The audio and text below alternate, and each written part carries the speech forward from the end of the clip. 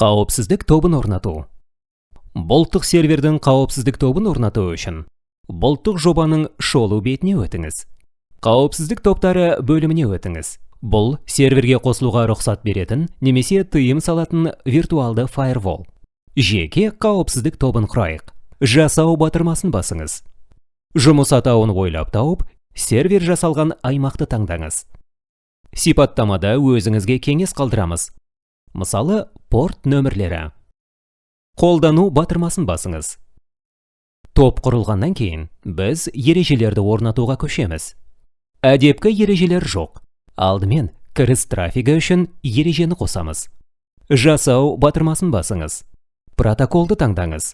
Мысалы, TCP қосайық. Содан кейін портты, порт ауқымын немесе барлығын ашуға болады. Бір портты ашайық. 8080 портын көрсетеміз. Әрі қарай, біздің қауіпсіздік тобымызды таңдаймыз. Содан кейін, қажетті қауіпсіздік тобын таңдаймыз. Біз IPv4 желісінің түрін қалдырамыз. Жасаймыз. Серверге 8080 порт арқылы кіруге рұқсат беретін ереже пайда болды.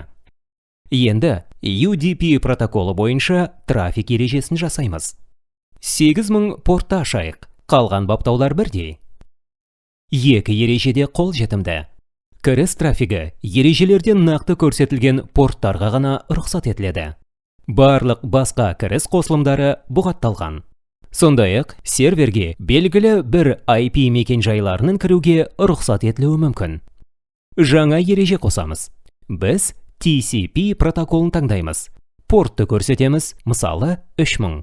Қашықтағы қауіпсіздік тобы тармағында біз сидр таңдаймыз және сыртқы IP мекен-жайын көрсетеміз.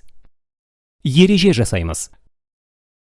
Енді 3000 порт арқылы серверге тек көрсетілген IP мекен-жайынан кіруге рұқсат етіледі.